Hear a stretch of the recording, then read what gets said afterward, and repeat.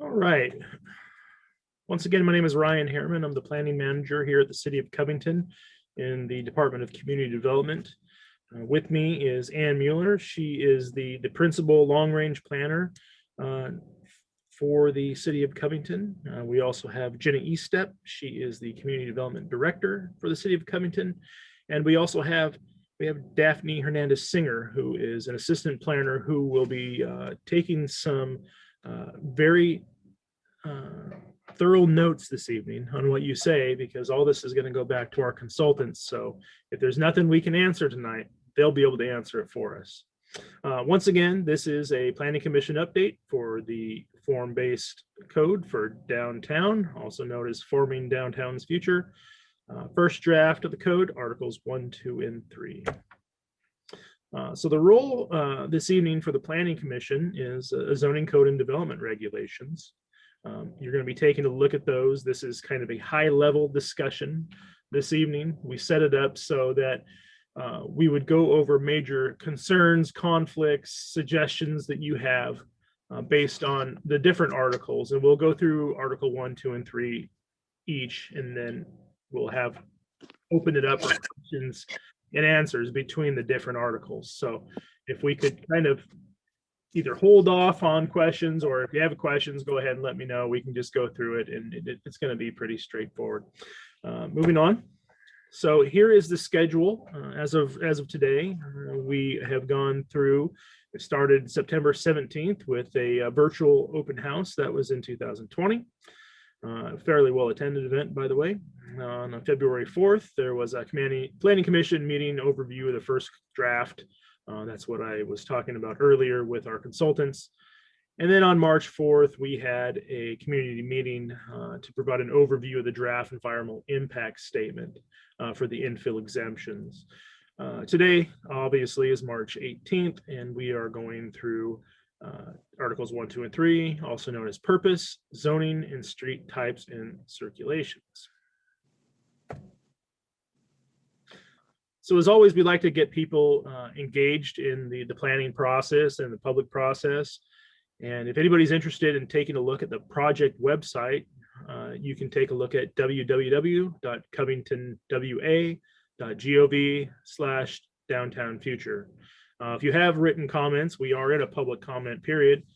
Please direct all written comments to Ann Mueller at amueller@covingtonwa.gov.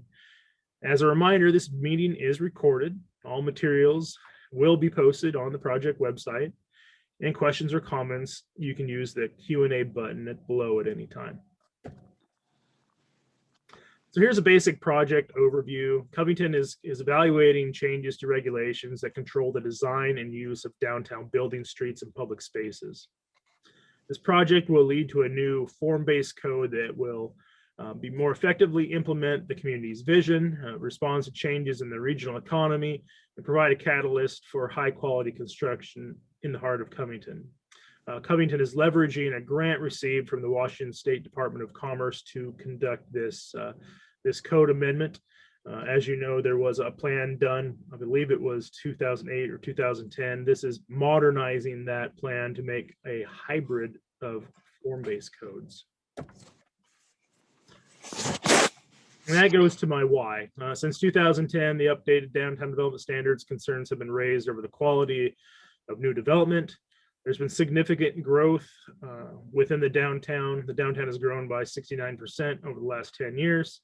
There's significant economic development anticipated due to the city and utility providers investing millions in upgrading infrastructure. And this is to make code adjustments to fit with regional real estate, retail, and construction trends and best planning practices. Continuing the why are we doing this? Well, it's to make the downtown code easier to use and administer. This is an update and codify the design standards into one consolidated chapter. This makes the code more predictable while integrating strategic flexibility. It also provides strategic adjustments on these zoning design issues, such as enhanced connectivity, bonus incentive, enhanced block development frontages, streetscape design, public and internal open space, and building design. So this is how basically codes start. You start over with a goal. And from that goal, you get to a policy. And from those policies, you develop regulations and programs. So you start with your terms and you move to what your vision is. And then you create goals and policies based off your vision. And that goes into your comprehensive plan. Another visual here shows here's the downtown vision. That is in Exhibit L, Land Use 9. So that's the land use chapter of the comprehensive plan, number 9. This is the downtown vision, and what you see on the right-hand side, this is the regulations that are created from that, or this is the actual designation within the comp plan providing direction for us to move forward with this action. So the desires and outcomes of this project are creating a new hybrid form-based code that supports downtown's vision as a compact, pedestrian-friendly business district, a new code section that exempts certain types of downtown construction from environmental review as allowed by state law, and recommendations for infrastructure improvement and expansion that is needed to support the growth of downtown. So a lot of you might be asking what a hybrid model is. So basically, form-based code is based off of the building form, the architectural impacts, and stuff like that. A normal Euclidean zoning code is based on use separated by zoning district. And so this is a different kind of approach to that, but it's more of a hybrid approach. They pull it together that way.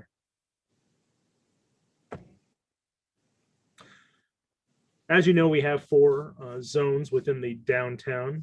Those are the general commercial, the mixed commercial, the mixed zoning, or excuse me, the mixed housing office, and then the town center. These zones allow for various types of uses and different heights and densities. As you see on the right, this is the map from the comprehensive plan, and it's also, I believe, within the zoning code in Title 18 of the Covington Municipal Code. And this designates the areas within the downtown and what zone goes where. So as you see, the town center is located in kind of a pinkish color in the middle. Followed by the MHO zones, which you have a couple subdivisions within that, and single family residential. The MC is more of your general business. And then you have a GC, which is a general commercial zone. You have a lot of mixed use, a mixed commercial in the red. So we're going back in time a little bit. In 1997, this is what the zoning map looked like. You see a transfer from 1997 when the city was at a corporation to 2008 in the zoning map. Back then they had different areas designated, but they're quite similar to what we have in 2000. So in 2000 you have more of that similar area, and it actually reflects what you have today. So what this does, it demonstrates that from the beginning, this vision was in place to move towards developing a downtown area that, 1, is pedestrian friendly, and 2, meets the goals and policies of the comprehensive plan. So now we're going to walk through these first 3 articles, and this is where we were talking about if you have any major concerns, comments, or you just want to ask a question, by all means, we can ask questions throughout this process. I just wanted to get through this so that we can have this available to you as more of a resource while you go through the rest of your reading for the next chapters and so on when you get new drafts. So the first section we're dealing with is CMC 1831-005. That is the article introduction. All of these are new.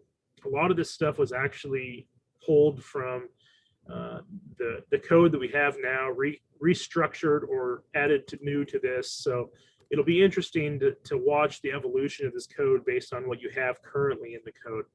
The next section you'll be looking at is the purpose, followed by the applicability, then discussing the chapter organization, continuing with departures, and finally relationships to other codes.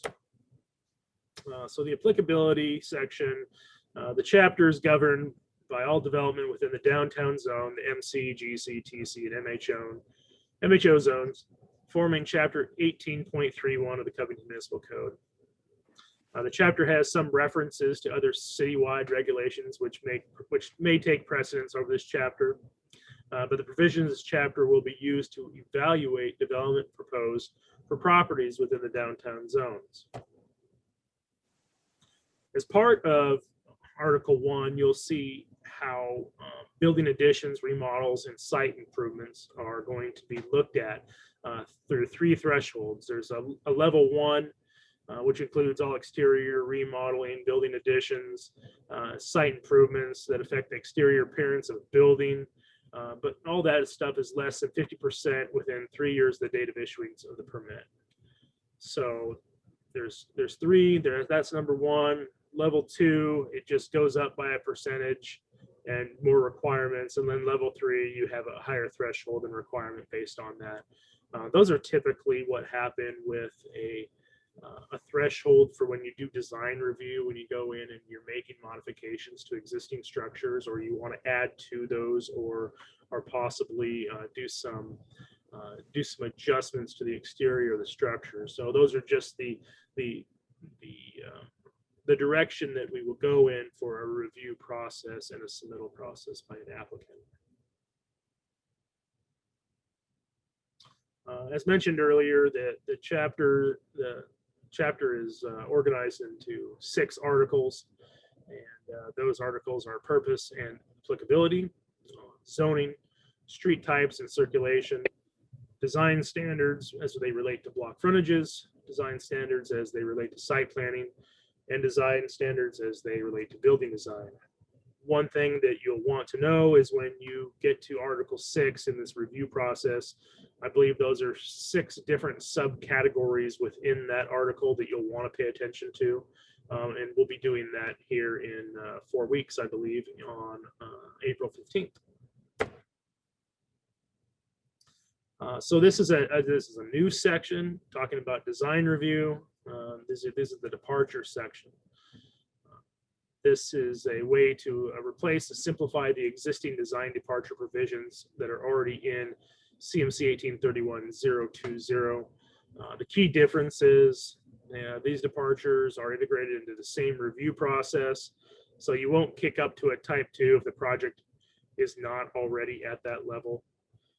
They also apply to those provisions where the departure option is specifically offered, and the basic approval criteria is that they meet the intent and purpose of the particular standard, but there may be additional evaluation criteria on that.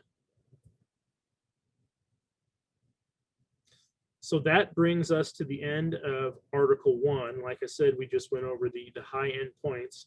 At this time, does anybody on the Planning Commission have any questions, comments, or concerns regarding the material or the items you heard this evening on Article 1?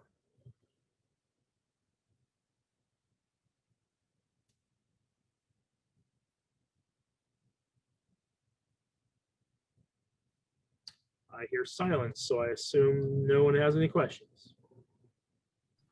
I can hear you, so I assume the same. All right. I appreciate what you've listed here and identified here. I am a kind of a detail guy, so I go back to the original code and try to see how it all fits together to understand how we're progressing with the code. And when we get down, all of my comment is when we get to the final version of this, I would like to be able to see, or there's sections that have gone away during this process, or they're renamed. Even though you say new, it used to have a designation before. I just want to be able to be clear. I understand that when I go forward and approve this. Yeah. So what you're going to see is you're going to see a reorganization of a lot of the stuff, because quite frankly, a lot of the stuff we already have. This is a refinement. This is building on what was already done previously and bringing it up to 2021 standards. So what we'll do is when we go through the next step, and like I said before, this is the first draft. Once we get through this information, we'll get to the second draft, and then we'll go through this process again. And then I know how, for instance, you mentioned one time how in some areas they mention it as a zone, and the other ones they mention it as a zoning district. It's the it's the clarity and consistency that are one of the big issues that we want to make sure to address. And we have alerted the consultants, and they are working on pulling that together. I think also when we look at the future versions of this, maybe not all the track changes are showing on there. We can definitely show how things are moved and reorganized. I think it shows it within the chapter. Previous to the chapter, explains how everything's moved around. If that's not enough information, I think that we can definitely have our consultants pull that together and make it a lot easier to explain, and then walk us through it when we have the next draft. As mentioned before, I believe it was last meeting, that we would be taking the lead on chapters 1, 2, and 3. And I believe they're coming back for 4, 5, and 6. We wanted to keep this at the planning commission's level, and just keep pushing this through, not pushing it through, but getting this to the point where you folks feel comfortable with the concepts and the general information. And then if you have any major concerns or conflicts or items that you just need more clarification on, we're more than happy to talk about that. Hopefully that answered your questions, David. It did. Thank you much. All right. Let's move on to Article 2 zoning. You'll see a lot of this stuff when you're looking at the table of contents, and this might actually help, David, because what you were just talking about. So if you look on the left-hand side, you'll see a column there that talks about article contents, and you'll see the different code sections there. So if you look over to the right-hand side, you'll have the different names of these different sections, and some say new, and some say where they came from. So that might be one way of looking at this document as well when you're going through it. Because they'll refer back to a different section.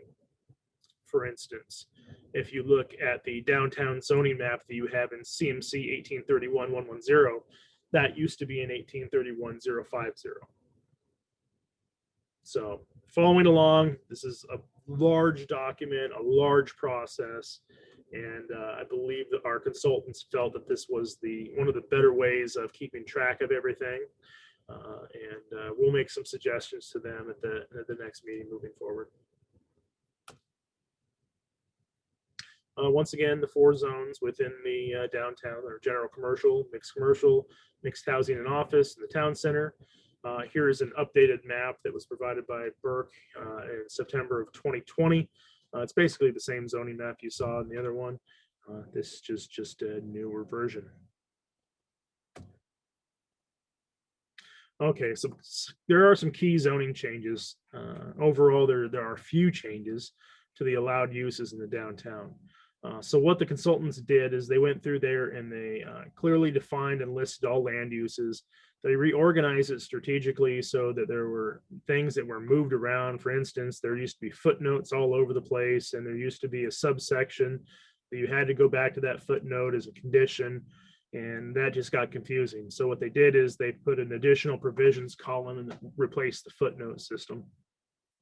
In CMC 1831-140, there's a new section that serves a reorganization of the current permitted use footnotes, and those go into a different section right there. Also there, just so you're aware, in the second draft, you will see a more detail for self-storage facility concepts and design. The consultants are working on providing an update in draft 2 that'll address some of the items that were brought up, and hopefully by then we'll have some more of those ironed out so we can provide a good presentation at that time. As you see, just looking at the picture on the right hand side, a lot of this stuff is already listed. It's just removed, it's moved around, it's reworded, it's restated. A lot of the footnotes disappeared. It makes it a lot cleaner version. It's a lot easier to read, user friendly, and it's actually going to help us administer this a lot smoother. I'm just going to focus on some of the major changes. So there is a building height change. We're going to replace the floor area ratio bonus system with a height bonus system. Currently, the base height not allow increased height if developers provide public benefits. It's easier to administer than an FAR bonus. I've tried administering FAR bonuses and I've had success and I've had failure on both of those. The bonus feature system is being converted from a form-based ratio to a height based on and easier to calculate for applicants and staff to implement. And this would apply to the TC, MC, and GC zones. So right now, the old code, you have a maximum building height of 75 feet. Under this new code, you have a maximum building height of 55 feet. However, there are ways to get bonuses and bonus floors. So you can go up to 85 feet, which is the maximum height with bonuses. And just so you know that all development that we've seen within the town center so far have not been utilizing the 75-foot height limit. And this is how you get some of those bonuses. Before, you'll see those items down below. Those are crossed out. Those are items that the consultants felt we should not be going forward with. However, we may be having future discussions on some of those items, especially if a development comes in that wants to do underground parking. Why shouldn't we have a height bonus if they're putting everything underground? And so on and so forth. But if you see this, if you do a significant plaza, you of 2% of the built floor area, you get 2 stories. If you do a LEED Platinum certification, you get an additional story. If you have a significant water feature, you get a half story. Public meeting room, you also get a half story. So this provides you with a menu of options, and it would be up to the developer to come forward with their preferred menu if they want to increase it past the 55-foot threshold.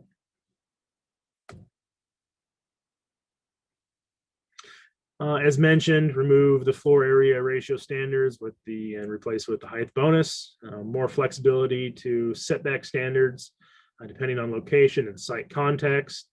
Removing the impervious surface standards and replacing them with minimum landscaped areas. Excuse me. And then removing the maximum residential density limitations.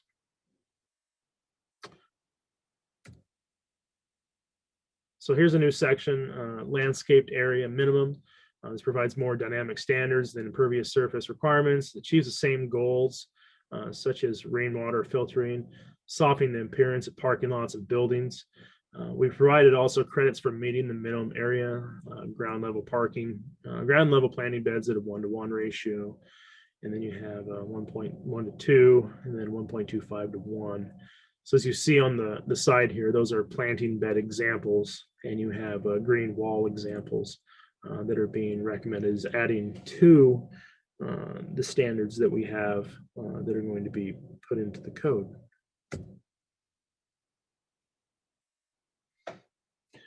So this is discussing the removal of the maximum residential density. Maximum achievable density is already controlled by other standards, such as the maximum building height, building setbacks, minimum parking spaces, minimum open space, and ground floor requirements. Existing provisions of the code also discourage good single-purpose residential development. Also, this enhances design standards to apply to all new residential and mixed-use buildings, which is especially critical for larger buildings. And you see on the right, this is just part of the table that is in the code that talks about the density or in those zones, and this shows how it's being removed because there are other controlling factors. All right, we come to the end of Article 2 of zoning. At this time, I'm going to ask if the Planning Commission has any questions, comments, or concerns regarding Article 2 that we would like to discuss this evening. Any critical items you see? You've had these documents for quite some time now. I'd like to hear from you.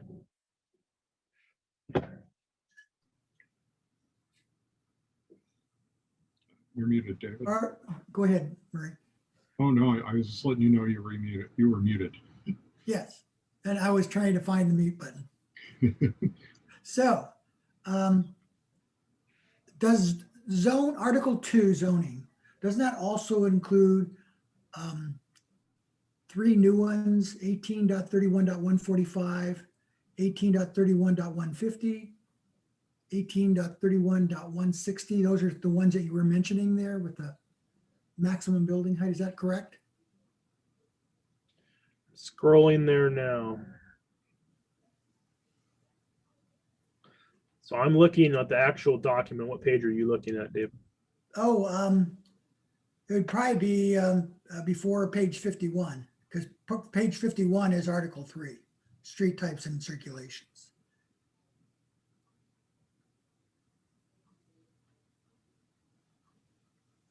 I've got it too. You want me to pull it up?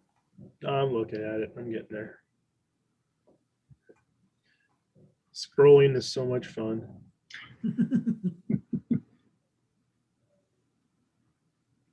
Could you repeat that, David? So if you're looking at it on your screen at the link that Ryan just sent, what page are you? No, I was looking at the pages that were in the document that you pointed us to for this particular meeting. Okay. The presentation material that was in the document that you said we should review. Right. Okay. Is there a page number at the bottom? It's before page 51. So let me pull it up. 1 second. I don't have that. I do have it up, but I'm Sorry. covered over. 1 second. I just want to make sure I'm looking at the right thing. Here we go. Oh, I did have it. I don't have it. Just a second. You said 1831-145. Yes. So this is the special conditions for MHO properties within the Covington Firs and Covington Township subdivisions, correct? Correct. What question? Okay, what questions did you have on this? Well, those are items that I don't know if you really discussed with us at the current time. Well, I do have a slide. We have a hidden slide. We have a hidden slide. I'm just trying to figure out how I show you the hidden slide. I can just start to tell you, well, I can't remember what our hidden slide says, but those were actually footnotes. And it says that, and that's why some people would miss them when they first looked at, but those aren't new requirements. Those were actually sort of little footnotes that you'd go read for them. So we've always had, there's sort of three areas that had MHO, the two subdivisions, Covington Fir, the one up north, Right. and then the part that's between Wax Road and the stream. The two with the subdivisions, they sort of came up with this. There was a lot of public discussion in 2010 to arrive at a way of protecting those areas, but also over time allowing for mixed uses, housing and multifamily and offices, which again, had always been allowed there, just the market hadn't been right for it. That 18.31.145 is page 42. And then 18.31.150 is the density and dimension standards. And then page 40, just a second.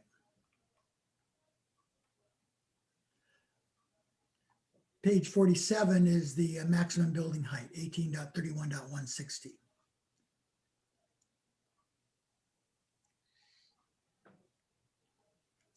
And so is there a question? I think they're trying. What I was trying to say is there are elements of this code that we're going to all have to review. And the presentation that Ryan gave us kind of a lead up to it, but I don't think it went through all the information that we may need to be required to understand before we approve it. I'm telling you, I'm a detail guy. So I'm going from the former one to what you've provided me. And I'm going detail item by item and saying, okay, was that covered? No, that's covered over here. Okay, that got moved over here. And this one is a new feature. Anyway, I just was trying to, and this is like the maximum building height is a new one. Density and dimension standards came from 18.31.090. And the special use conditions for MHO came from 18.31.080. Number 4. So anyway, I'm just trying to really tie it together and before I can understand how this is going to be finalized. there's nothing wrong with what you're doing. This is the first blush at it, but all I'm saying is the planning commission needs to be aware that there are other elements that are still in this thing that we need to be aware of. Well, there are a lot of elements, and like we said before, this is the first draft, and a lot of this stuff is going to be refined before the second draft. And we'll take back your concerns, and the meeting's also being recorded, so our consultants are going to be able to watch this, and then hopefully they can provide some feedback as to where things are and how things are organized. That way it better serves the planning commission for ease of access. Okay, So I David, agree. David, just if one of your concerns was, for example, the building height, which on page 43 of the document that was linked, shows the maximum feet and says underneath if they add some language without the bonus features.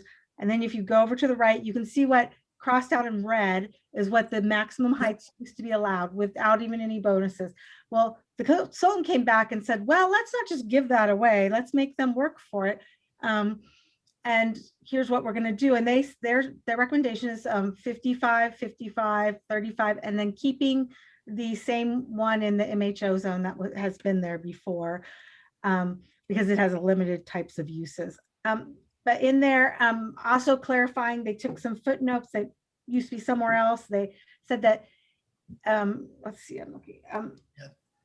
A lot of those things are just they're pulled from somewhere else. Maximum height will be the same that to the TC zones or the MC zones within 50 feet of that. If you are a single family house in the MHO zone, you actually need to meet residential standards in there too. So those are, Yeah. Go ahead. The reason why I was really concerned about this is I'm worried about setbacks and how Okay. that all fits into play. And like, if you go to page 46, you'll see minimum interior setback in feet.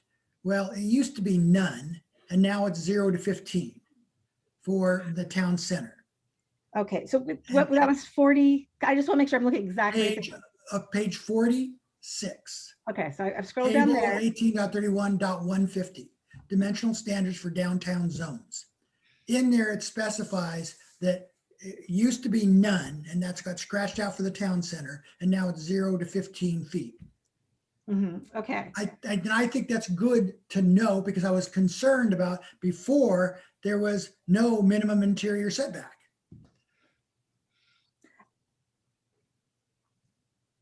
And so where you have to go is it tells you, so you get that, you go over to the additional Right. provisions, and that'll be a later section that we'll look at. And it actually talks about the types of uses or what's adjacent, and that will sort of depend on what that area will tell you what you need to do. Exactly. It becomes very complex. And all I was trying to do is to let people know that we're going to have to really look at this thing from a perspective of understanding what has occurred, what has happened to the code when we go to form-based code. And that's all I'm trying to say. This is great information and everything. But I just want to make sure that we understand that we're going to really have to do our fine reviews to make sure we're not missing something. Murray, do you understand what I'm saying? Yep. Okay. Joe, did you have any questions? Where are the Covington Firs and the Covington Township subdivisions located exactly? You find the hidden slide, Ryan. Covington Firs is the subdivision that's right near the town center in sort of the southern part of downtown, across the street from the EPA substation down there. Sort of. It's that little neighborhood in sort of the lower left-hand corner of the city. I can't. There's a roundabout right there. Yeah. Yeah. Yeah, you guys are, so yeah, if you go across the street to the south of the Costco to that's Covington Firs, and then north of, or sorry, not north, but to the east of Walmart is the other subdivision. Correct. When we get done with this, I can pull up a slide that shows what it is. We have hidden slides within the presentation, and I'm not entirely sure how you open a hidden slide when I you're in think you just, presentation mode. okay. Yeah, I don't know. Well, yeah. Ryan and I discovered we couldn't pass back and forth control of a PowerPoint. Right. But actually, there's a little on the 33 okay, let's just go on. Say that Yeah. again. I made my point. I think I just wanted an understanding of how we were going to be able to do that. And I appreciate your information regarding the right-hand side. I did review that before, but I also wanted to make sure that the planning commission members also had that same visibility. Yeah, and we appreciate your looking at that too, because it is a lot of back and forth. That's but we do think it's organized in a way we know how to look at it now. Things aren't popping up that we're like, oh. Joe, did your question get answered enough, at least for the time being, until later in the meeting? Yeah, after the sort of. meeting? So there aren't two subdivisions that are together. One's in one part of the city and one's in the other part. Yeah, one of them it's a gated community. It's up Wax Road, kind of past where the AM/PM is, the ARCO station. Yeah, It's up behind there. I know where you mean. Yeah. Right on the one is- roundabout there. Okay. Yeah. All right. I'm Okay, gonna did you have any questions? Thank you. Kathy, can you hear me? Okay, hold on a sec. I did have something I wanted to ask about if everybody else is done. And I don't know whether anybody can hear me or not. Oh, we can hear you. We can hear you. Okay, good. All right. So I was curious if we could get a little bit more clarity on the removal of residential density and how that, and not necessarily tonight, but if that's something that the consultants could bring back to us as to how that gets corralled in a different way. And I always get a little concerned whenever all the controls are lifted. I think that's a good idea. We can ask them. Their statement to us was that based on all the setbacks and the height requirements, limits, that those are going to control the form more than the density. And the density is like the number of units. So it would more potentially affect, sizes of units within it because it's a dwelling unit. So that's what I would hate to see like a bunch of those little sleeping boxes stacked up like they have in Japan. You know what I mean? Just had a conversation about that. Ryan and I said that is a concern, and we're like, is that something that would ever happen in Covington versus maybe a more Seattle area? But I think that's a very legitimate concern, and it definitely is something we can take back. And it concerned Ryan and I discussed about family size apartment units might be more appropriate for Covington than some places like Union.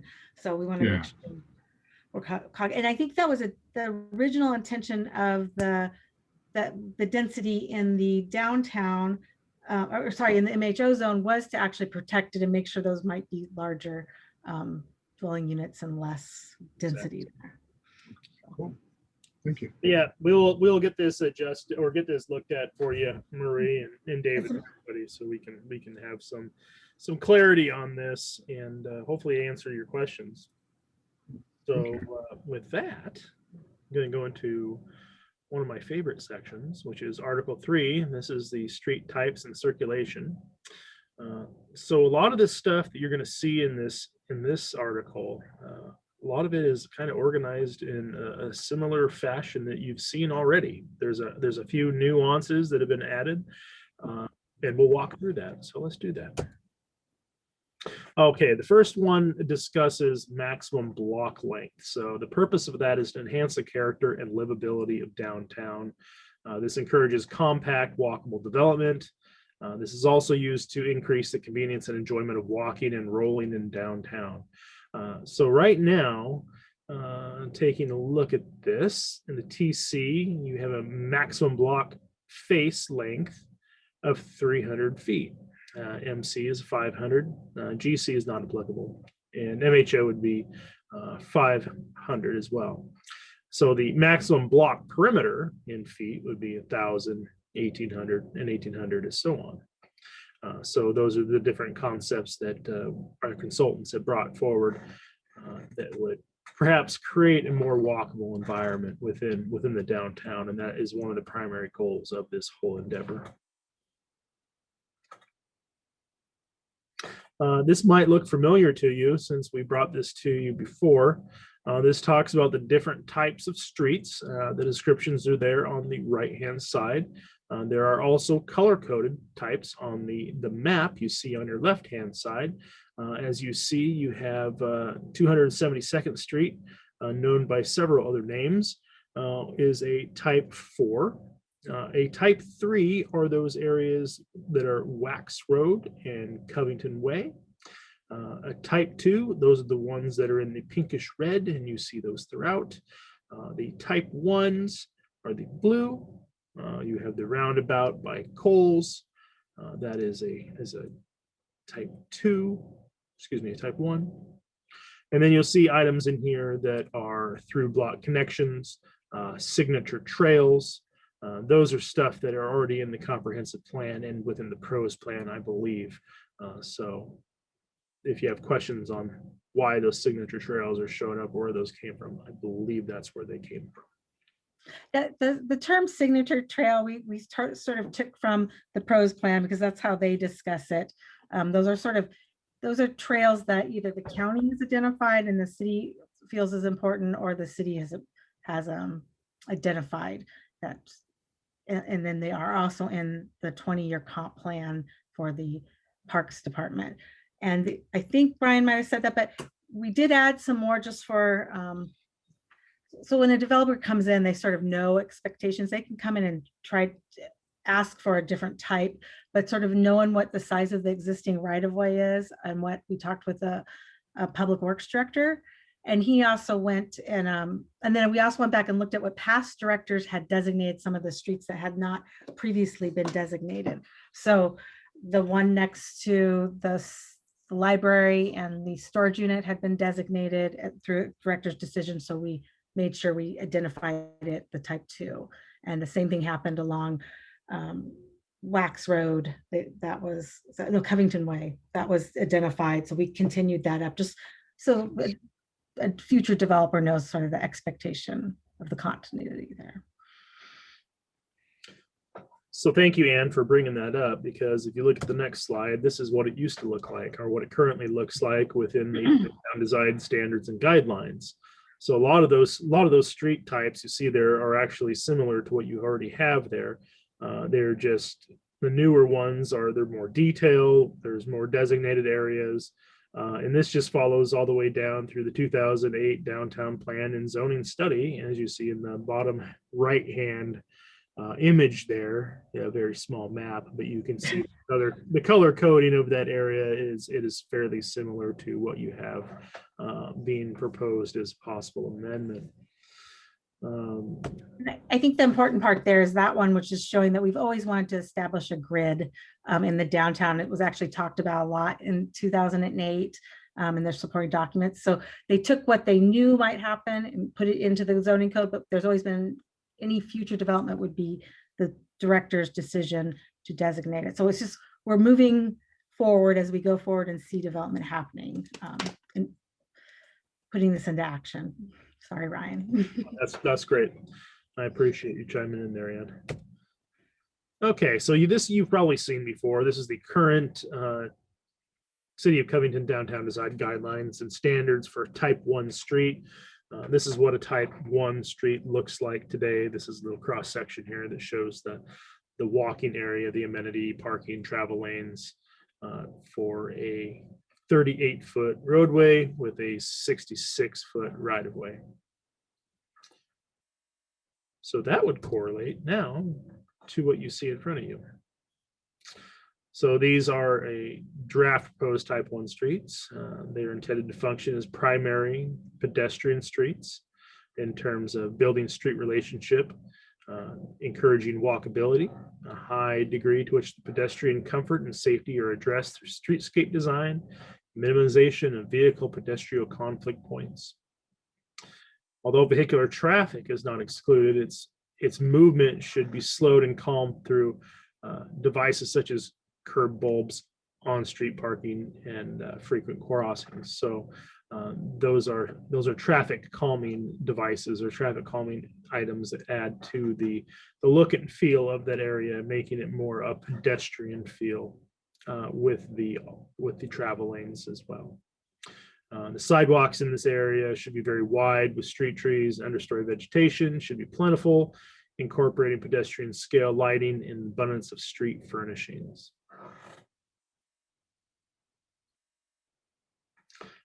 So this is the type 2 street that's currently within the downtown design standard guidelines and standards. This is a little different. As you see, you have an 8-foot walk, 5-foot amenity strip, 8 feet of parking. In this, you have a bike lane with 11-foot travel lane following. There's a 12-foot median / turn lane, and then it replicates on the other side.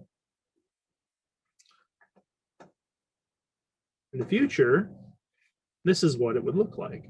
You have your 8-foot sidewalk, your 5-foot amenity, you have your parking, you have your bike lane.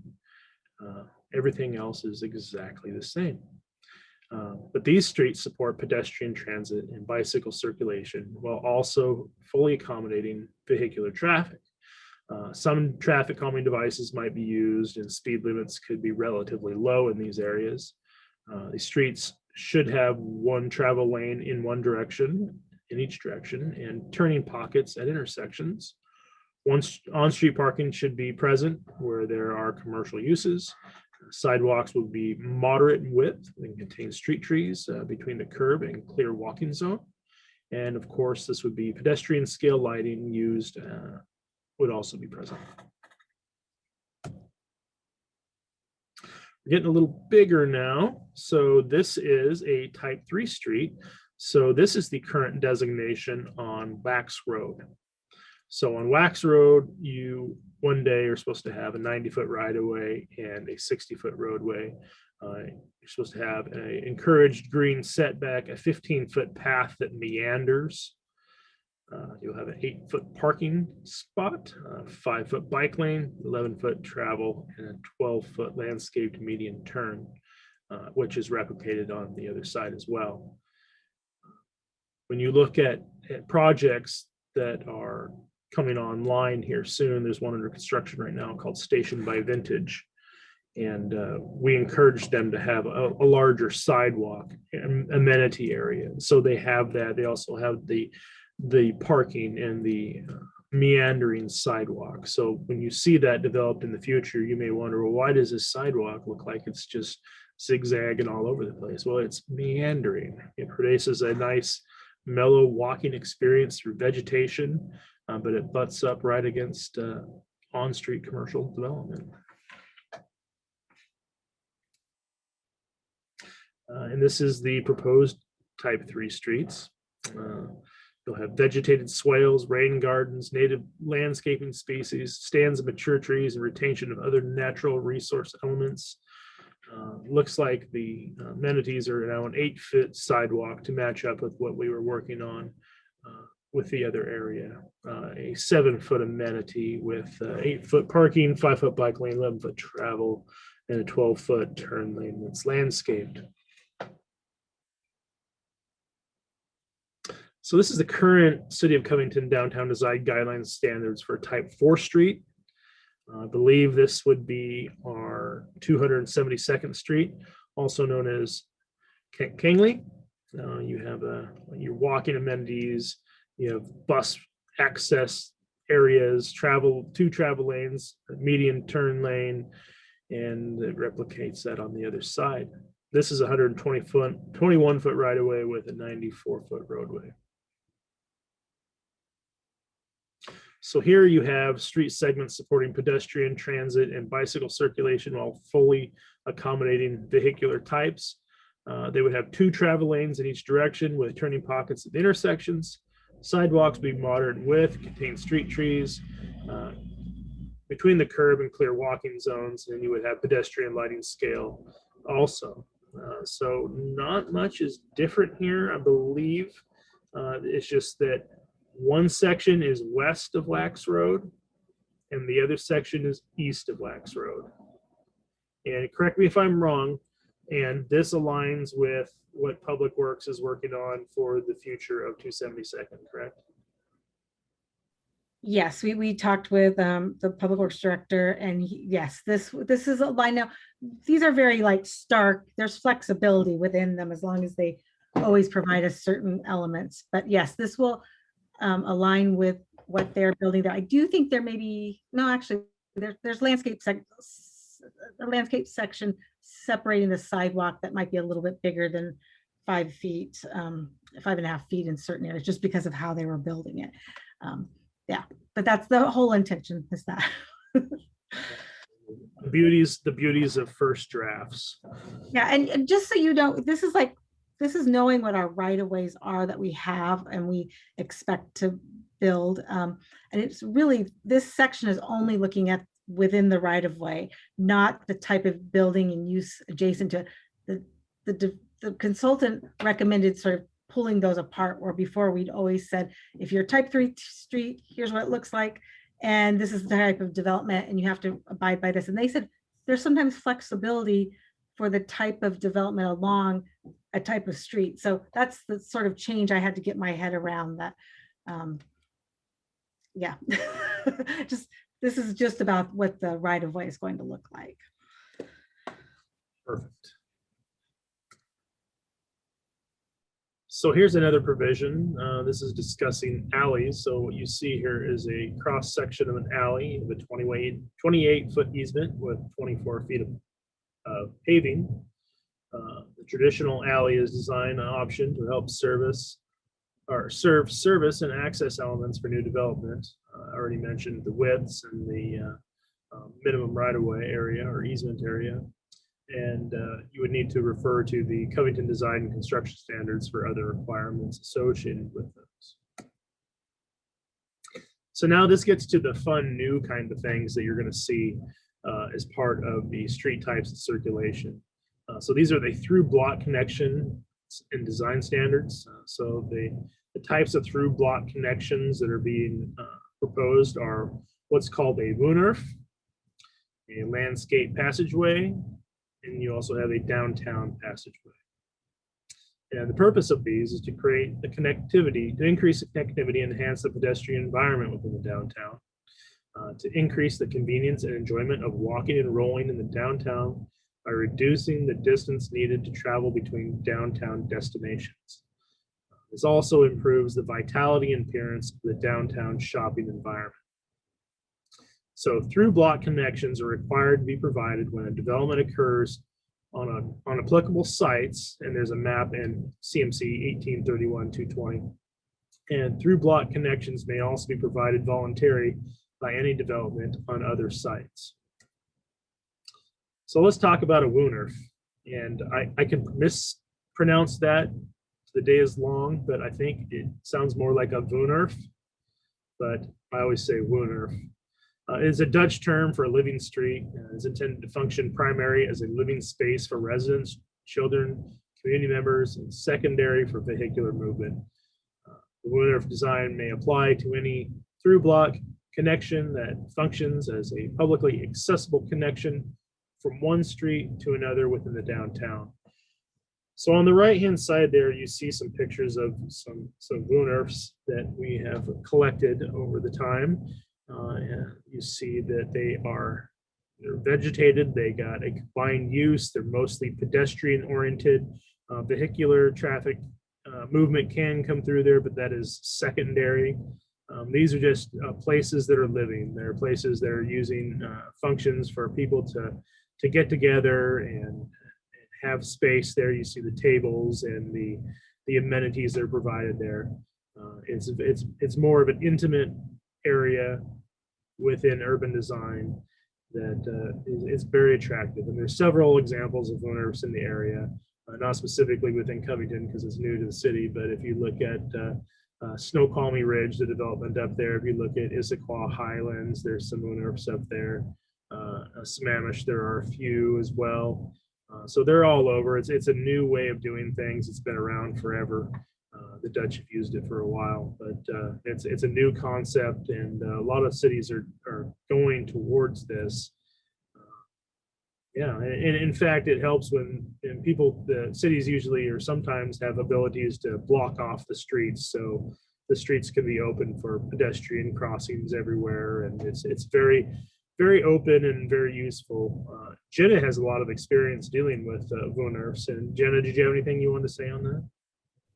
No, you've actually described it really well. I did see a few of them go up in North Bend. We did it kind of as a demo, and they are really great. And maybe what I could do is, if you guys are interested, I could send you kind of the locations. And if you're up in that area, you can drive by them. You can see how they function. They're more in residential, single family residential applications, but they work well in that application too. So yeah, this is a great addition to our options. That's it.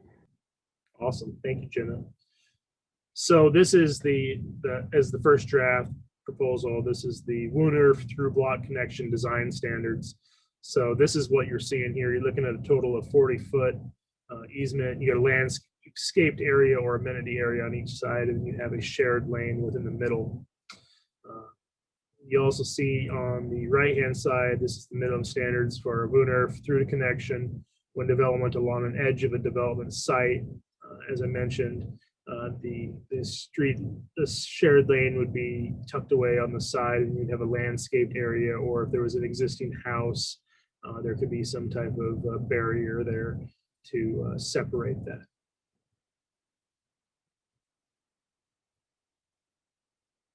So here's another through block connection standard, and these are landscape passageways. You see in front of you is a cross-section example. This is a 30-foot combined easement. You get 11 feet of landscaped area on each side, and you have an 8-foot path in the middle. So here's a couple examples of those. You see they kind of look like a sidewalk, but not really. They're paths. They go through the area and provide through block connections. On this one, you have amenities such as I believe those are porches for residential that are on the ground there on the left-hand side. And you may have some rain gardens and stuff there as well. But on the right-hand side, you have a thick vegetation.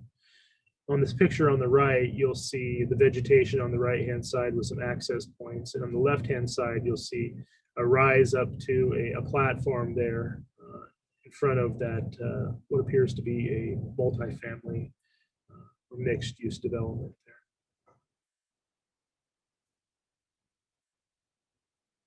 there. The next one is a downtown passageway through block connection. They may apply to any through block connection adjacent to an active ground level use.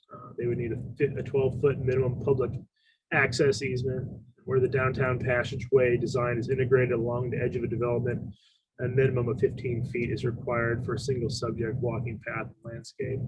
So this is a pretty unique feature that you don't see in a lot of areas around here. I know you see a couple in like the University Village in places back east, but you may not see a lot of them around here. You'll see some in Seattle and some in the surrounding areas. And are there any in Bellevue that you worked on over the years?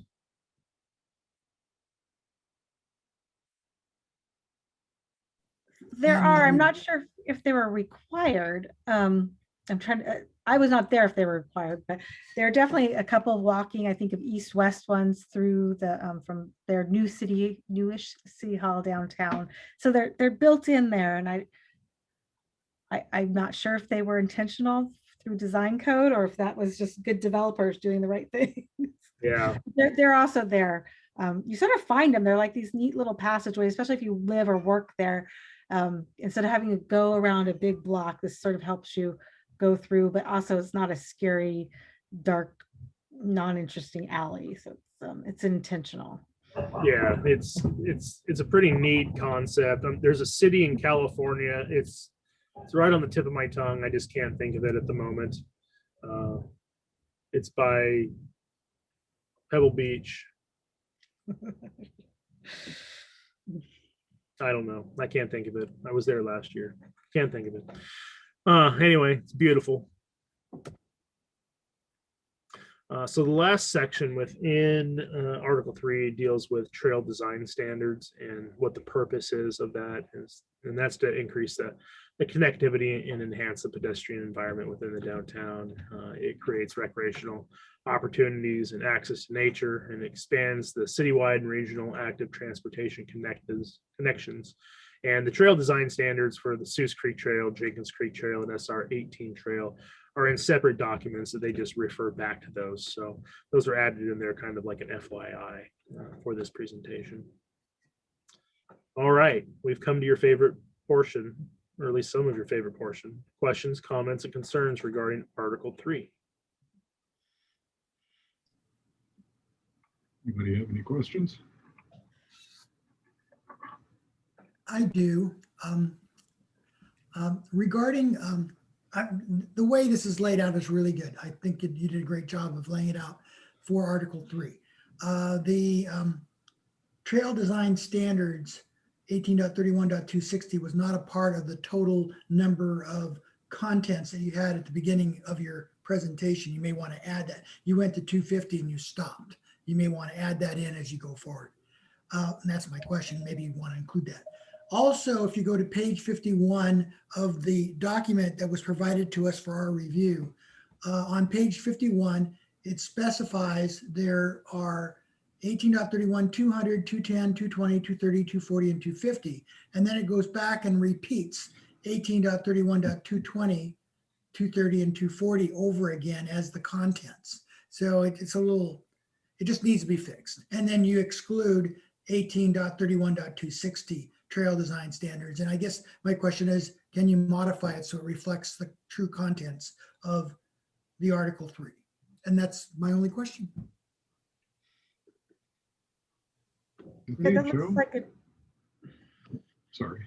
Say Go that ahead. you picked up something I didn't, but it's actually in the draft document. You're right. Yeah, we'll look at that. I have a feeling that we saw a draft document and we asked for some rearranging and asked why is something where, and they may have moved stuff around and not changed the numbering, because then you have to find links through it. So, yes, I'm looking at that right now too.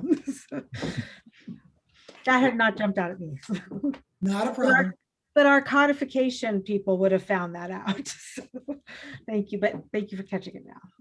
Yeah, I don't know if they realize this, but after it goes through the city council and gets approval, it is sent to a codification company, and they go through this and make sure that all the numbering is correct and everything corresponds back to a different section, and they catch anything that may need to be altered or changed, which are allowed by that provision within the requirements of the code. So. But we'll catch it. We're on the first draft. This is just, like I said, hitting the highlights, just trying to see if there's any major concerns or comments that you desperately need addressed, because you're going to see this again, and it's probably going to look a little different next time you see it. Kathy, Joe, do you have any questions? No, not right now. Thank you. I think it's just like, can you see this happening in 20, 30, 40 years in downtown Covington? And is this the direction you want to continue us going? We're trying to refine it to make it more walkable. I had one quick question. On page 55 of that document, we're at table 18.31.230. I was trying to figure out in my mind, if you've got a block that has a maximum block face length of 300 feet and you have 4 sides to that, that's 1,200 feet in perimeter, which is more than is allowed. And the same is true for the 500 foot lengths. If you have 4 of them, that's 200 feet more allowed than, or excuse me, 200 feet more than is allowed. So I was trying to understand how that works. Does that make sense? Yes. And I'm reading again before I speak. Okay. So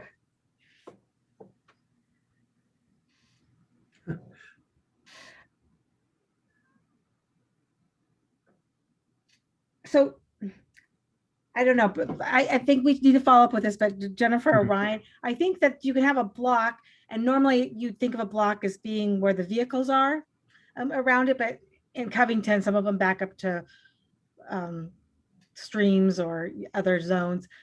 But I think this is how you could actually get that. You could have it by, you can break up that block with a pedestrian connection. This is sort of how we're getting Okay. there.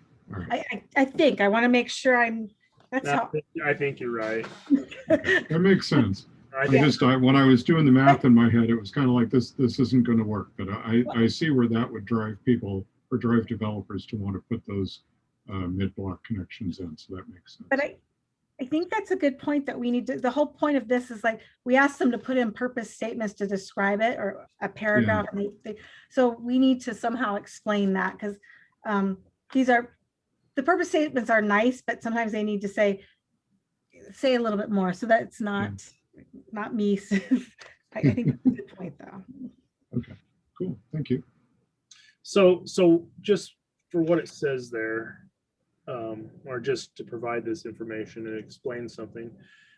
I've been looking at the Word version, and I just realized that the Word version page numbers don't line up with the one that I gave you. So I do apologize for not being able to find something here, but now I'm on the correct one. So I can see the table now. Cool. All right. Any other questions so far related to this article? Not for me. David, Joe, Kathy? I have one other item. Do you want any questions or maybe concerns that I have for Article 4? We aren't going to be presenting Article 4 this evening. That's part of the April 15th meeting. So, I mean, if you want to hold on to those, I mean, we'd be more than happy to get a preview of those and see if we can address. The only thing, the reason why I'm bringing it up, because I really don't feel that the title for the article content is correct. Because I'm talking about 18.31.375 and 18.31.380. And that is where it says where properties front onto multiple streets or where properties have multiple designations along one frontage. None of our code is put in a question mark, where, so I would say properties which front onto multiple streets or properties which have multiple designations along one frontage, or something else other than where. You don't start your sentence with where. So that's it. If you can fix that before we go to review it, I won't have to ask that question and modify it, is what I'm trying to say. I appreciate that. That's actually a good point because I'm so focused on sort of the contents. I'm not always, I do have my own issues with certain titles, but that was not one, but I think it's a good point. Yeah, that's a good point. Mhm. We can make a note That's of all I that. have. Well, we do appreciate the comments that you folks have. I mean, like I said, this meeting's gonna be recorded and they're gonna have a chance to take a look at it and hear your feedback. And then once we get through the first draft, we'll be able to dive into this, quite a bit more. I know that when we started looking at the first draft, I believe we provided quite a set of comments back to them on things that we needed to look at. So we just need to make sure that all those items are addressed, and hopefully we can get some of the wording, fixed, and we can get some of the punctuation fixed, and we'll just get some of the terminology addressed. And by the time you get this as a final working document, you're gonna be pretty happy, I think. So this is David's favorite section. So this is the 5 W's that we talk about every time we have a presentation at the Planning Commission meeting. We already talked about this. Who's going to be subject to the proposed amendments? Well, that's the downtown zones, the MC, GC, TC, and MHO zones, which are in Chapter 18.31 CMC. What's the purpose of the proposed amendments? Well, make downtown code easier to use and administer by updating and codifying the design standards into one consolidated chapter. This will make the code more predictable while integrating strategic flexibility. The when of the 5 Ws is when will the proposed amendments go into effect? Well, once those are approved by city council, we have a ways off still. Right here is how or where can you get more information? Well, that is the website, www.covingtonwa.gov/downtown future. And why is updating the code important? Well, we already talked about that. There's been a lot of movement since 2010, and 69% of the downtown has grown. And there's been significant economic changes based on city and utility providers upgrading infrastructure. And we're going to be making code adjustments to fit with the regional real estate and retail and construction trends and those best planning practices. So the next step, as I mentioned before, is the Planning Commission will be meeting again on April 15th, 2021 to go through the remaining articles that we did not cover this evening. As a reminder, the next meeting will be a public hearing. That's the April 1st meeting for the Lake Point project.